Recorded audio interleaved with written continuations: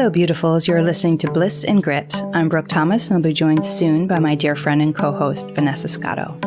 On the show, we're talking about being on the embodied spiritual path and what does that actually mean. So what's a real evolution of our lives? How do we ultimately embrace everything, the beauty and crazy, the joys and the messes, the bliss and the grit that is a human life?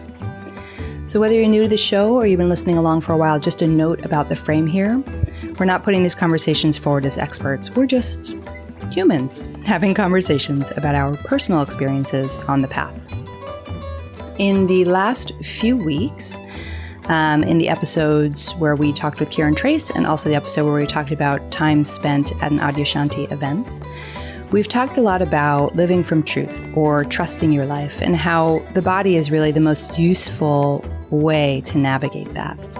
And Vanessa and I could kind of talk about the body and about navigating what's true for you from the body forever. So we had a lot more to say on that. What came up for us is the way we separate ourselves into me and my body, and how that separation, that perception that we are not our bodies, is where we objectify ourselves and lose access to the wisdom of the body. So we get into how we can have unconditional love for ourselves, how to make room for the body to just always be in a process instead of finally getting it right, and how to acknowledge the ways that we see and treat the body as other. One other little note before we head into the conversation. We're celebrating our first birthday. So thank you to all of you who've made that possible. It's been a year of episodes, and we're going to do that with some swag. So if you want some Bliss and Grit and Trust Your Life t-shirts, etc., you can go over to the website, blissandgrit.com, and check that out. And lastly, some of you may already know, we have foul language on occasion, so headphones if you're in mixed company. Okay, here we go. Hey, Vanessa. Hello, darling.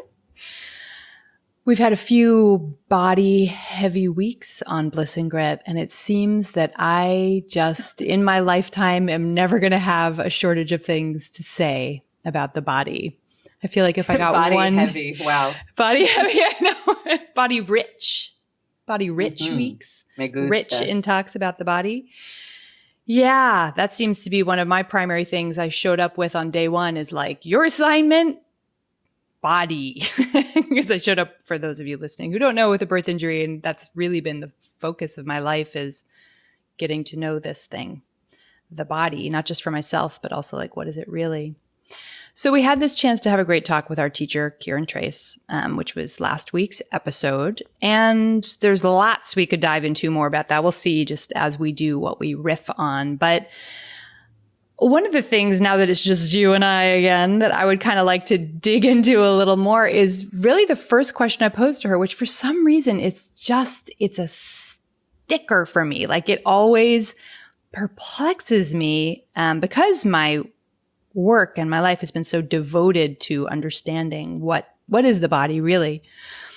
And her response startled both of us. So we can tuck into that. So my question was essentially the shorter version of what I rambled along there was, why? Like, why are we disconnected from the wisdom of our body? Why are we not just inherently embodied people? Why are we so disconnected? Why do we not value it? Why do we think it's this machine that does our bidding? When it's right here, like for as long as we're alive, we're in a body. For as long as we're here, we're in a body. So it just perplexes me. Why is it such a kind of objectified machine throwaway object that either does what we want or is failing us? And Kiran's response was essentially, I'm going to poorly paraphrase, I'm sure, but in the question is the answer, which is there's already separation. You know, there's me and there's the body. And why does me not understand the body? Right. And me and the body are the same thing. And you and I both had a little like, and you know, not for nothing, but we kind of been doing this work for a long time. Like, just going to put it out there. We're not newbies to this. We're not newbies to the body and embodiment, and we are not newbies to oneness. Really landing in that experientially in some major ways. So if it's for us, I bet it is for a lot of people. And I bet there's plenty more we could co-ponder about that together. Oh, yeah. I was shocked, which is so funny. I mean, shocked in that way that you get shocked when you hear truth. Yeah. And then in the same moment as you're like, oh, snap, you're thinking, how the fuck didn't I know that already? Because duh, right? There's like all of that happening at once. Because of course, we must be so wired by this point that it's like the air we breathe, not to notice the levels at which we're objectifying our body.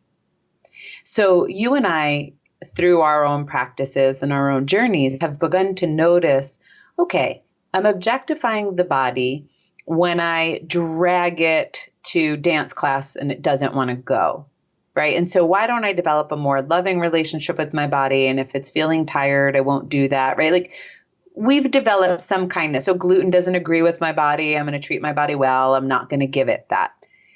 But then there's this finer and finer level. One, behaviorally.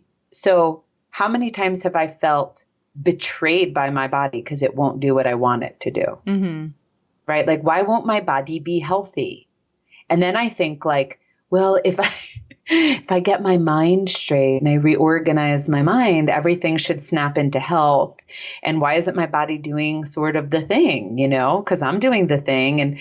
And like, so behaviorally, it's almost like I increased my understanding and compassion towards the body, but there's still these little ways in which I turn against it or use it for my own benefit. Very big quote unquote here, because you can't use it, I'm talking metaphorically in a certain sense. But then this other piece is just the fundamental perspective that Kiran was pointing to, which is there's me and then there's my body. Mm-hmm. It does feel like that. It feels like there's me and then there's this mysterious thing that I live in. And it does things, right? Like It breathes and, it gets a muscle twitch and, it gets fatter than I want it to. And it craves things that I don't want it to. And it really feels like something's happening to you when your body doesn't do the things that the mind wants it to do. So this is like a very fundamentally mind-blowing concept to recognize that we are one and that there's not this separation where the body is like this misbehaving stepchild who just can't get in line with your program. And of course, the spiritual worlds, spiritual teachers, teachings, aspirants, whatever the fuck it is, this whole realm that you and I, to some degree or another, play in, there is, and I talked about this in the interview, but there are so many orientations that this is this annoying thing that needs to be shed so we can go back to God. Like the get me out of this disgusting flesh prison so that I can be my God, pure God consciousness, That's really a lot of places. And I think, it's harmful because we're human beings, so we're in bodies, right? Like it's not, oops, it's a mistake. That body part's a real big fuck up because you're pure and amazing, except for that disgusting thing the flesh prison. I'm just going to say it again for you for 2 times. Yeah. So gross. You love grossing me out. I do love grossing everyone out. It's a gift. It is my gift. It is my curse. So that is really fascinating. And of course, you and I always have been drawn towards practices and communities that are oriented towards loving the body, Dharma Ocean, and Tibetan Buddhism in general. Our work with Kiran, obviously, because we just interviewed her. Our work with Judith Blackstone. I mean, she is a master, I think, my opinion, the master of embodiment work, really leading people in this super clean way into their body. So we know that's not the case. And yet there's such a strong perception of that. Like I had recently, I think I talked about this a teensy bit, but I've been dealing with so fucking annoying, right? All of us sensey empath types. There's always like the mystery health emergency.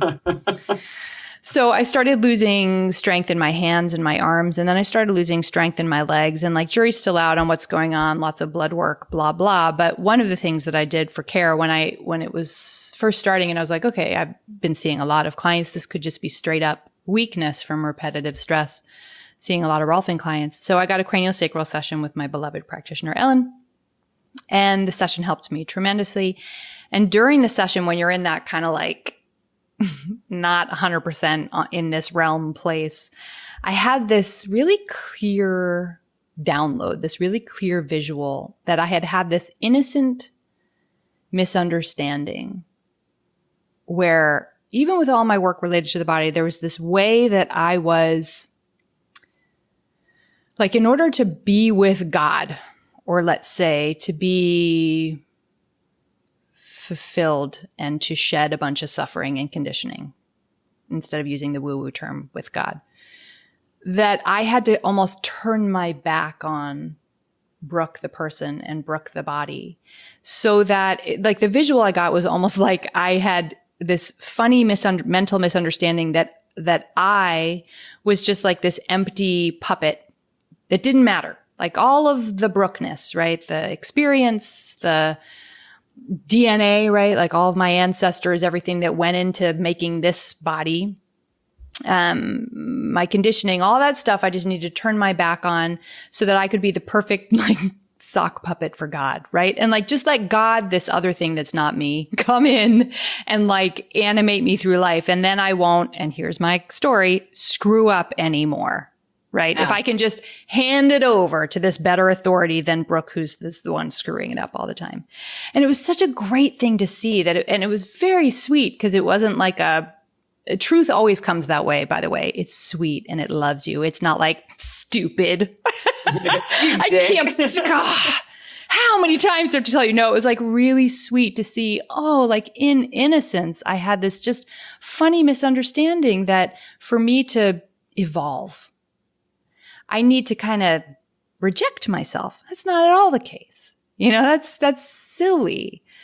It's cultural conditioning, so I can understand where it came from. But like, no, it's that I am fulfillment. I am beautiful. I am to be trusted. I am capable. And all of that happens in this body. It doesn't need to be turned away from or rejected. It was such a great, and I got a lot better after that. You know, there's a lot to be said for how powerful the energetic part of this, or the funny mental misunderstandings even are. Just amazing. Like even with this devotion, lifelong devotion to healing my body and people, I'm telling you, devoted, that I would do that. Yeah, I think I'm just beginning to understand the gap, like how large the gap is between our conceptual reality and reality. That it's much larger than I thought, that we've moved even farther from reality than I could even see or acknowledge. Right. And I'm just getting it because as I'm getting closer to experience, to direct experience, I'm seeing how far I still am. So in those moments where Kiran says something and I'm like, oh my God, I had no idea. You're right. You know, I do see myself as separate from my body in this certain kind of way. And then I am trying to get back into my body, you know, and there's like all of these levels. Until she said it, you know, we're not realizing how very much we live in this world of concept, even with our body. So you know how last week Kiran was talking about, I was asking her a question about love and how is it that we can meet someone and we can be like, oh my God, it feels so good, when the person's actually quite wrong for us, you know, but we will describe, oh, it feels so right. It feels so right. Right. And she said, well, slow it down. And a lot of times what you'll notice is that it doesn't actually feel right when you ask about direct experience, right? That what feels right is this concept is pretty, right? This concept is good to you. And you're saying the concept is good. And then you're ascribing the feelings around this conceptual reality. In other words, what feels good is this idea that I get to be with this person who seems like something that I really want and need. And I like my idea a lot. Right. Right. Which is very different than, oh, when I'm in the presence of this human being, everything in my body softens and opens. Right. And that's a direct experience of goodness, or one of them. Right. It's just an example. So I just started thinking, like, my God, we are doing that so often. We are appreciating our own concept or ideas of how life should be and how we should be. Now, we all know that, but I don't think we understand the real intensity, like the real level at which we are operating at that we're attached to ideas and concepts. And so we can start to get it even last week when we spoke about dysmorphia, body dysmorphia. So I clarified with Kiran right after the call, if any of you had listened. She said, to Brooke and I, do you have any remaining questions that weren't answered? And I said, well, when it comes to dysmorphia, whether you can't see your body and you can't hear your voice, or you can't experience yourselves, is there an actual constriction at a perceptual filter? Like, is it actually like a constriction on that sensory organ's ability? Right. And she was saying, yes. Now, so right away, so many of us know, because so many of us have some kind of dysmorphia where we think we're stupider than we are. We think we're fatter than we are. We think we're meaner than we are. We think our voice sounds crappy, which is like something, I don't like my voice. I don't like the way I look. So many of us have this, right? So we start to look at that topic, which is huge. And we then recognize I don't even have a direct experience of myself. I don't. I have filters up, literal constrictions that prevent me from directly experiencing myself. Now that is huge. If you can't even directly experience yourself, we have to imagine that there are other categories, like other people and nature and whatnot. Everything but me that I'm not directly experiencing, right? Yeah, it's funny. I had this idea through my whole life that it's always so great to have these things revealed, that I was the one that did not have food issues or body dysmorphia. And the way I would talk about it was like, well, it's just pure luck, right? It's not because I'm healthier than everyone. It's pure luck. That pure luck looks like I had a super high metabolism as an adolescent. I'm just built in a way that's kind of small and thin, right? Even though I'm more mesomorph muscular, I just always felt, so I'm like, I never dieted as a teenager or in college. God, I would go home and just I would literally eat cake, like make a cake and eat the cake and then have dinner and not throw it up and not feel sick. My metabolism was bonkers. And then into adulthood, what happened is I would watch all these women around me, young adults like me who were gorgeous, all of them in their own unique ways, and they all thought they were gross. And I was like watching it, right? Like I'm watching a movie, like, what is this? And I have a cousin who's, she's second cousin technically, stunning. Like one of those people, leading lady, stunning, like could have played Wonder Woman in the Wonder Woman movie, just gorgeous, right? Like genetic lotto winner, and does not see herself that way. And it would always break my heart because I'd be like, God, whenever I would spend time, if she could just see how gorgeous she is, she could really enjoy this awesome lottery win of genetics, right? Mm-hmm. But not me, because I really see what I'm like. And it's so funny to track back now, because it wasn't until this year all these ideas that I didn't have that are so crazy. I totally had that. I wasn't a weird, dieter type or anything until my metabolism slowed down in my like late 30s, right? And then I start doing all the stuff that's the bullshit that's out right now, right? Like all the, well, it's just because I'm a super healthy eater. Other people have orthorexia, but not me. But this week I can't eat nuts, nightshades, dairy, sugar, grains. You know what I mean? Like, but just for this week. And it's like I had to have that veil removed. And also all these ideas about how gross I look in certain clothes or how gross I look in the mirror and just all those ways of like, wow, that is so culturally intense in all of us.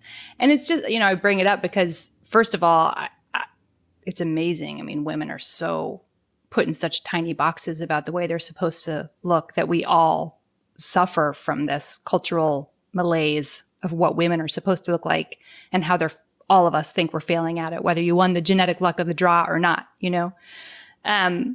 But also just the revelation of it. When it feels funny, I always know I'm onto something, right? Like, oh my God, I had this story running like, well, other people do this thing where they pretend they're being healthy, but really they're just trying to look different in yoga pants, but not me. And it's like, no, me too. Because we have such a strong shaming culture, an objectifying culture. And like what you were pointing to is we make ourselves into objects that are doing it wrong.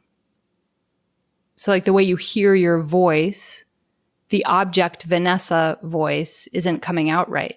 The way I see myself in a pair of pants or the way I see, you know, the leftover traces of my birth injury, the funny way my face works in two separate halves, you know, doesn't work together, the crookedness of my head. And I say like, oh, it's hideous. It's like there's this literal can't see, can't hear, can't perceive. Yeah, can't perceive.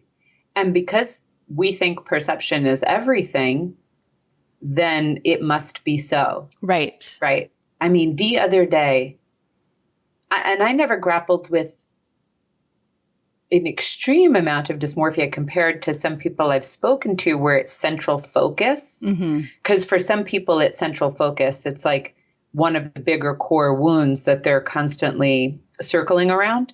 Mine, it was like, you know, shotgun to unlovable and unworthy and burdensome, right? I had a few in the mix. It was never such a central focus. But I totally remember like not wanting to leave the house because I felt fat, you know, ever since I was a teenager. And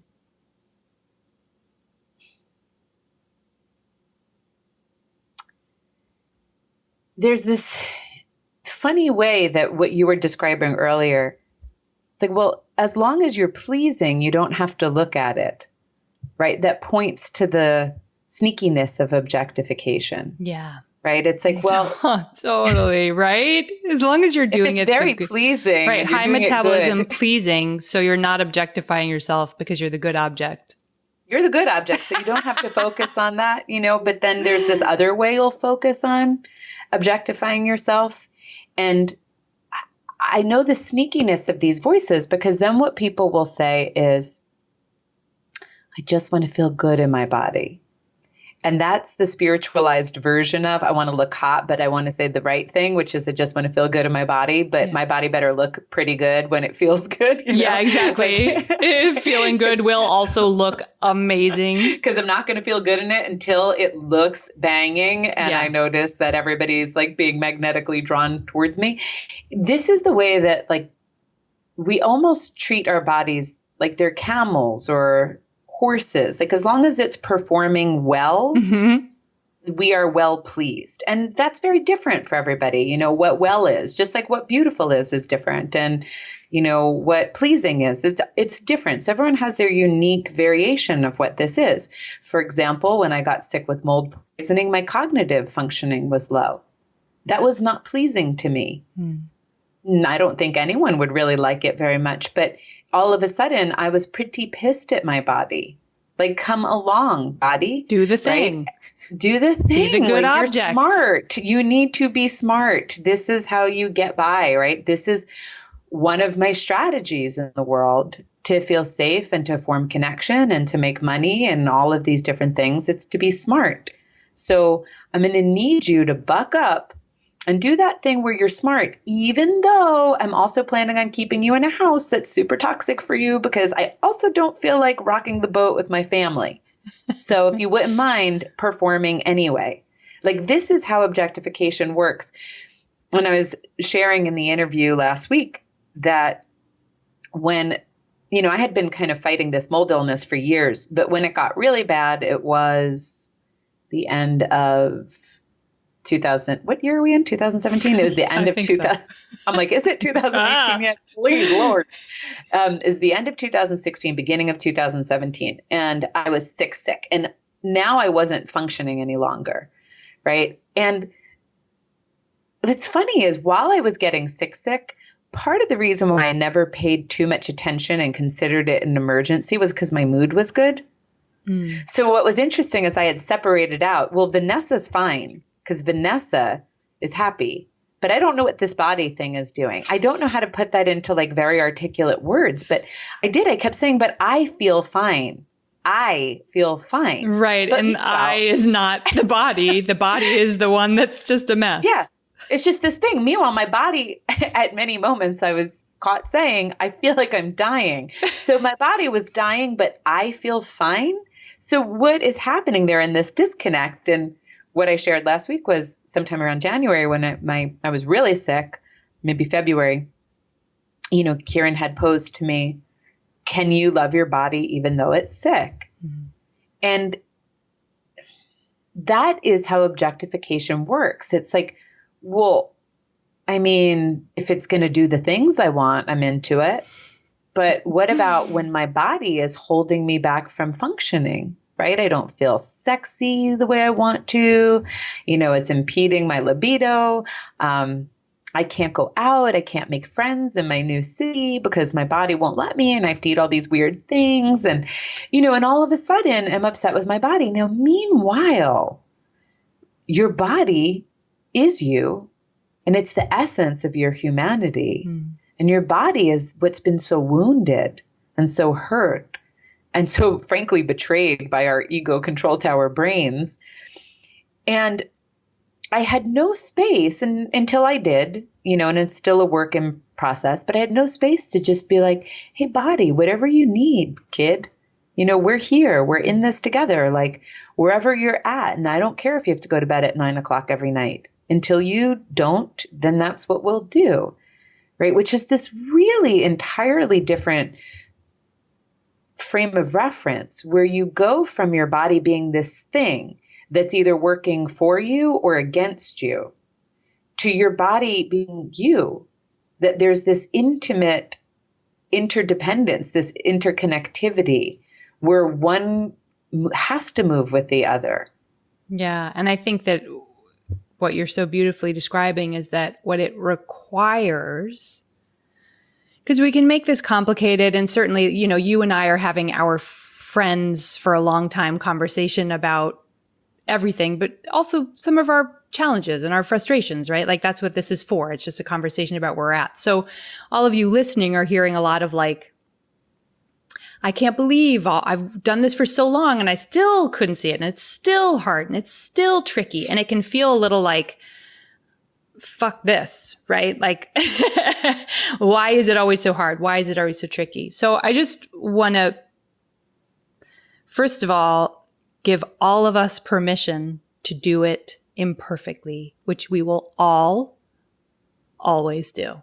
Which doesn't mean we'll always screw up, I'm air quoting over here, or that we'll never, whatever, heal things genuinely. So permission to do it imperfectly. And what you're pointing to is like the very simple, but not easy, as Kiran would say, ingredients for that are unconditional love for the body, which is you, like that you unconditionally love it, and patience. And willingness, willingness to regard it differently and willingness to let it have its process and to be, I'm using these it just because culturally that's what we do. But I'm trying to point to the fact that it is us, in the separation model, you let it have its process whatever road it takes, whatever pace it takes, and you let it lead, right? Nobody can see my hand gestures, but I'm doing I'm faking separation talk hand gestures. But in reality, it's just correcting this funny, innocent misunderstanding that you thought you were running the show, you, the thinking self, you, the identity self, the whole time, when in fact, we can really let the body live this life. We can really merge the only conceptual separation anyway, which is not the easiest thing in the world, because otherwise we wouldn't be talking about this so much, and we wouldn't all be on these big journeys where we have to really grapple with it. But I think unconditional love is a really powerful place to start. And it's a place that, so far as I can tell, is what's going to be up for me for the rest of my lifetime. I don't see an end to that road of returning to unconditional love for the self and for the body. It's so funny how our mind wants to find something to attach to and to make it really clear. So I wanted to say, when you were saying that, right, and then you suffer less. And I'm like, but that's a stupid thing to say, because it's not even the goal just to suffer less. It's if you want to get closer to truth, then we have to start with truth, which is we're really pretty far sometimes from our direct experience. And it's just truth. And it's okay, so sometimes moving closer to your direct experience for moments of time seems to create quite a bit of pain. Quite a bit of pain rises to the surface in these moments of acknowledgement, or as we sit with our feelings and our wounds, and we do it because we don't feel we have a choice, because we're moved to truth. So there's going to be certain things we talk about that are easy and kind of accessible for all of us. And there's things that we've gotten to. So for example, last week when Kiran was talking about body dysmorphia, she was saying that the first step for her was just recognizing that she has a filter and her filter tells lies. And so she just can't trust that. It's as if the mechanism's broken. And it doesn't mean she necessarily sees herself as she could in direct experience, but she recognizes that the filter's broken. That's very helpful. Yeah. That's a very helpful thing in our day-to-day lives. I've seen that for my unlovable, or for my unworthy, or for my I've done something wrong. Let's say, I text someone or I reach out to a friend and I don't hear back. The first thing that arises is this pain body. This pain body says I've done something wrong. I must have really screwed something up. And I'm at the point where I could be that's really probably not true. And I don't have to trust that voice. Now that makes my daily life 80% easier, dramatically and significantly easier. Yeah. And I've known for a long time not to trust myself on how I look, because I could see that there was a discrepancy between how people were responding to my looks and how I thought I looked. And I figured I couldn't be the one who was right, because I was one that. So there are stages where all of us can start to learn from this and apply it right now. Yeah. And there can be a reduction in how we suffer, because we stop listening to the noise as if the noise is reality. And that is tremendously relieving, even though we don't yet directly experience. And then there's this other level that is just the level that you and I have been speaking about. I've been writing about it on social media, or we're talking about on here, and we're just moving towards truth. And sometimes it doesn't look so super pretty, and that's why we're reflecting on the finer and finer points. I mean, at this stage of my life is good.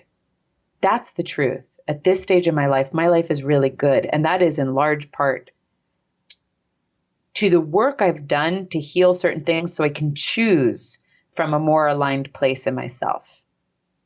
And we still have these fucking things. Right. There's still nuance. Right? There's still things to meet Yeah. Right. Because you and I are very into truth. And so if we're very into truth, we will slowly but surely start to deconstruct the conceptual reality that's keeping us from truth. It's like when we did that audio talk and we said, he was like, people always ask me, how do I live a life that's more truthful? And I tell them, so be honest. And people are like, oh, no, I'm not that into that. What else? But only when it fits with what I want from the object, whether the object's me or the object's life. Yeah. And, so there's this thing, like, to be honest, like to really be honest means not to treat life in this objectifying way, which includes yourself and your body. So then it means, I love, for example, this is just an example. I love being a yogi. Oh, I love it. I love my identity. I love going to class. I love meeting my friends. So it's really good for my body when it's not. When in fact, every time you leave yoga class, your shoulder's tweaking or your foot's hurting. To be committed to truth is to actually listen to the direct experience, which is it hurts my body. Yeah. And therefore, this is not in alignment. Right. We think more, well, I'll just work around my body because I like the way it feels in my mind. Yeah. Right. Or, we're getting these other benefits out of it. So, let's bring up the Matt Kahn thing. Do you think? Yeah. I mean, we'll post that. So Vanessa and I both are not familiar with Matt Kahn. So some of you listening might be. We're familiar with him now through this one talk that we watched. We're not recommending him is ultimately what we say. Check him out for yourself. We don't know him. We don't know him. But my friend Bergen, hey Bergen, sent me this talk, which was really, hey, what's up? I sent it to Vanessa too. And Gervais, who, the two of them as a duo sent it to me. It was so relieving for me.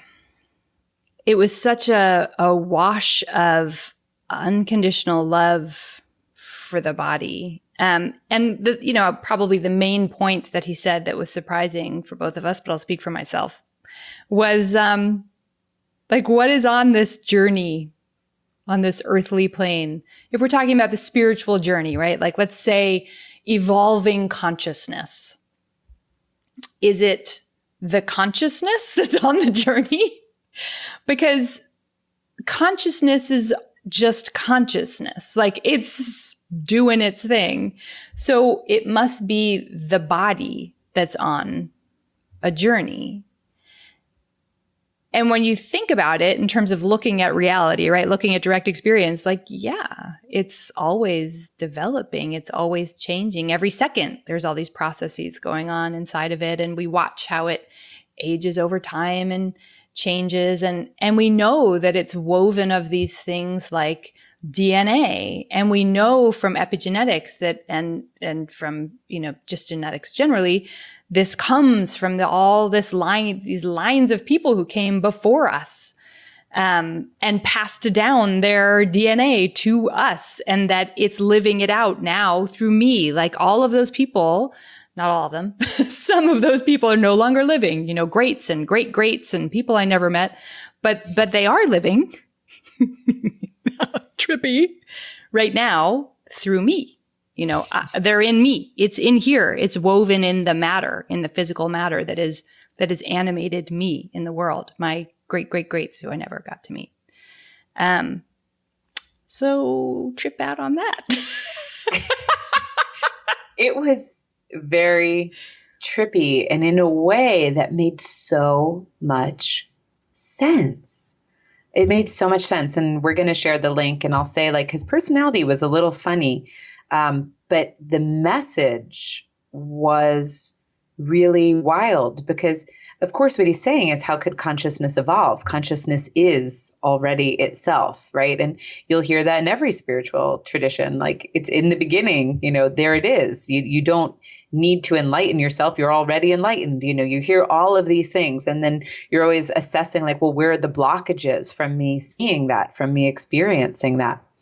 So when he said the body is really what's on this journey, it's what needs to heal. It's what needs to evolve. It's why you take human form.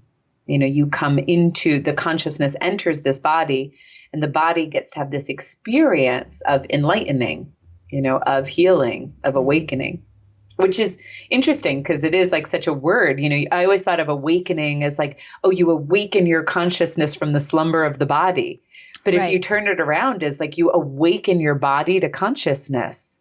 Yeah. I was like, whoa, and that is fascinating. It clarified my experiences with Judith's work, Judith Blackstone realization process, for those listening, of, you know, her work keeps taking you in more profound and more subtle ways into the body, into embodiment, into embodiment, into embodiment.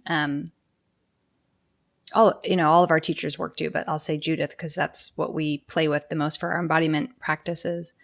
And it's so that consciousness can just shine through better. Like I remember hearing Mooji once say that the example he gave was, you know, those lampshades that are like made of tin and they have little holes punched in them.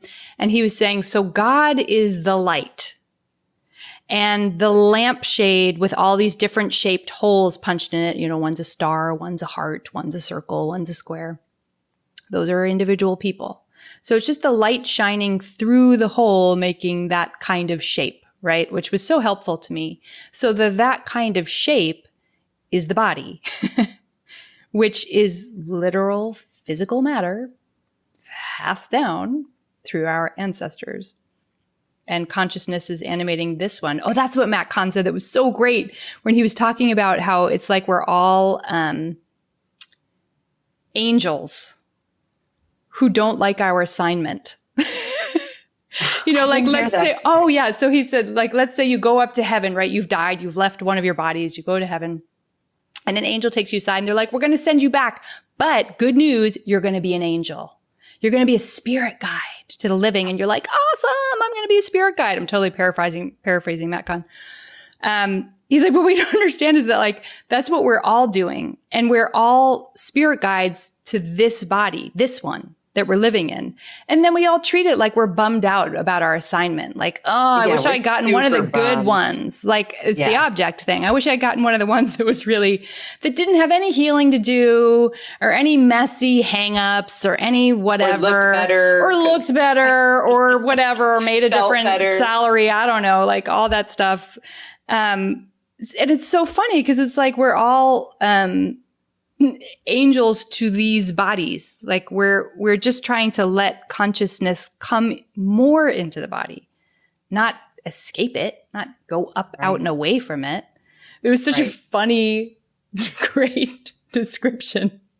Well, you know, we love things that make us laugh the most because they penetrate, right? They it's do. like it clicks. Like this thought of enlivening the tissue with consciousness feels so good. It is why Judith's work, when we've done it, feels powerful. And Kiran comes at it through the body and through inquiry.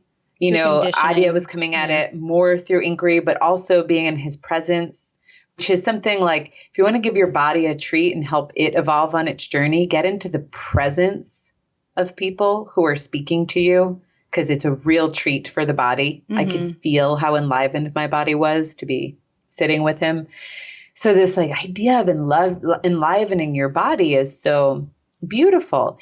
And then we have to look at what that takes, because first we have to have compassion for this whole experience of being a human and what our bodies have really been through and what they're holding, you know. So as you even pointed to, gosh, you know, I have clients whose grandparents are Holocaust survivors. Mm-hmm.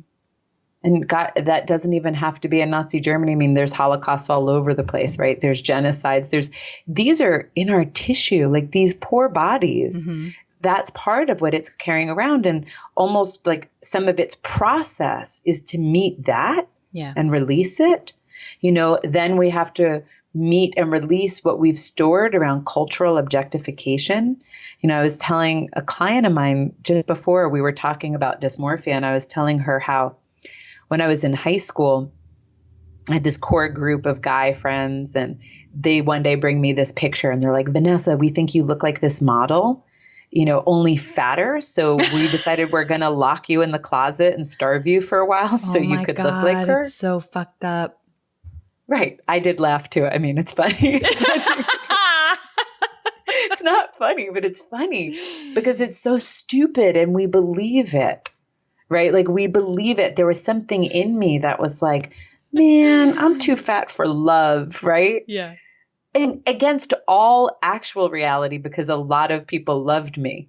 Yeah. So against all actual reality, they planted this little concept seed into my head and I believed it. And then the body and myself, like then this being that is Vanessa went on believing it wasn't worthwhile and it had to shame itself or it had to not care or it had to push itself even when it didn't feel good anymore to do something, right? And we have that stored in our body. And then we have our childhood wounds and the ways, our parents told us to stop crying or they'd give us something to cry about, or the ways they taught us only happiness is acceptable, whatever the case may be. So we have all of these things stored in these bodies, never mind the way that we talk to them. Mm-hmm. You suck, you're the worst. Why can't you get it together? How come you can't work harder? Why aren't you doing that secondary passion project I wanted you to, even though I'm working a full-time job? You're the suckiest, you're ruining my life. How dare you get sick, right? How dare you betray me?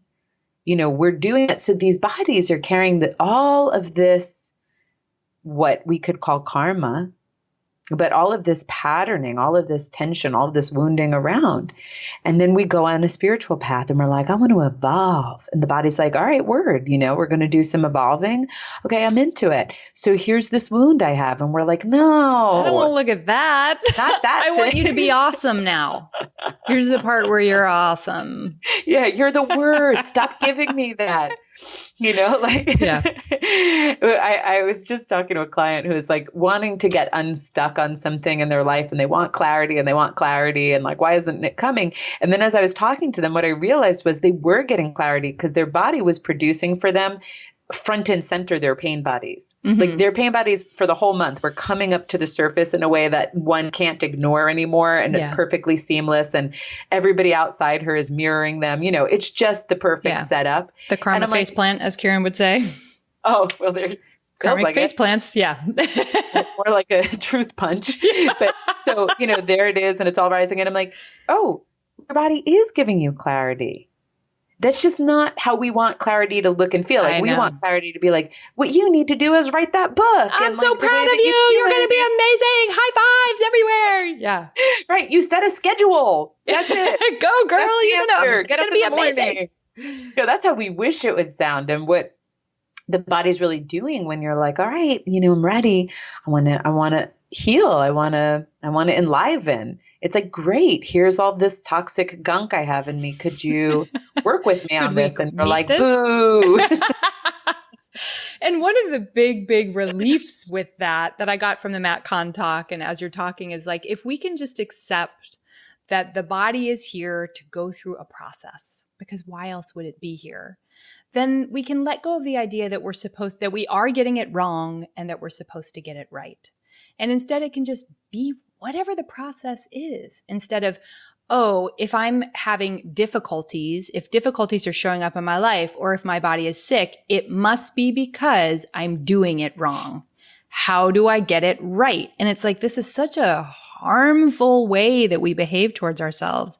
I am certainly, God knows, guilty of it. But like, the more I can glimpse that I'm even doing it, I can start to unplug it. And one of the ways is like, okay, I have a body, so I'm human. I'm having a human experience, which must mean I'm in a process. Okay, so there's going to be a process. Like, it's so right there, the way reality always is, right? Like, it's so obvious. We are all in a process, all of us.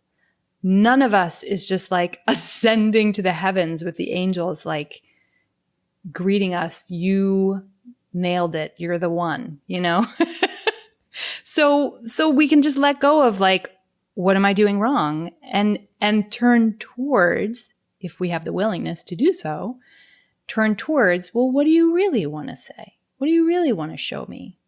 What is the process really, as opposed to what I want it to be or what I want it to look like, or the imagined finish line that I want to have crossed yesterday or last year? Mm-hmm.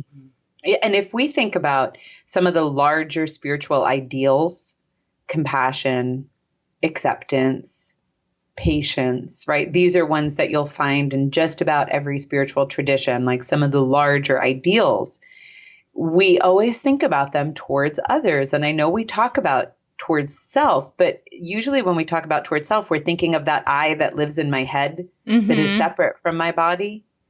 And this is the perfect opportunity as your body starts to give you information like, hey, my ankle hurts, that run, yikes. I'm kind of cringing at the idea, or if you're sick or you're exhausted, or any of these things are coming up, or you're crying a lot, or I don't know, fill in the blanks, that this is the opportunity to practice those things we've heard so much that so many of you listening, and you and I, Brooke, for sure, have tried to do for others. Yeah. Accept reality, accept people, give compassion, do your mantras, all of these things. And it's like, great. Can you accept your body? Can you have compassion for your process and the healing journey that your body's on? Can you have patience? Or does it have to be at your agenda? I mean, talk about surrender versus the ego control tower agenda, because my ego control tower agenda always involves my body being way healthier and super energized. Yeah. So I could do everything. Yeah, it's going to be I'll great. Get uber spiritual. Because then, I'll be uber spiritual. I'll accomplish so many meaningful things for sure, obviously. Things that I couldn't possibly accomplish now. Yeah, moving the goalpost. It's amazing.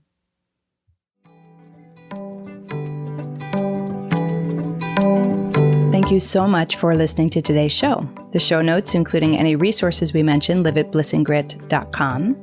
If you go to the website and scroll down, you're going to see each episode's separate post and the resources in there. You can also come hang out with us on Instagram or Facebook. We're Bliss and Grit at both of those places. And if you want to support the show, you can write us a review on iTunes or Stitcher or on our Facebook page. You can also subscribe on the website. We're finally going to start using that list to send some of our favorite discovered resources from each week out. So you can sign up at blissandgrit.com.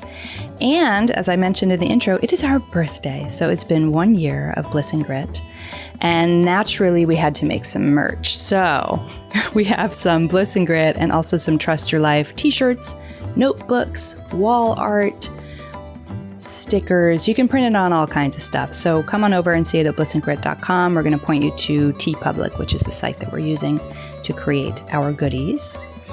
And a huge, huge gratitude to all of those who've written reviews already. Here is one from Shady 1.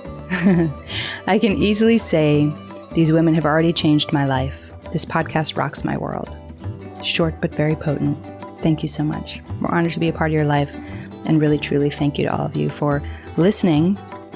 Some of you for a full year. Some of you are just discovering us, and we're grateful that we get to do this. It's really joyful for us. We'll be back next week.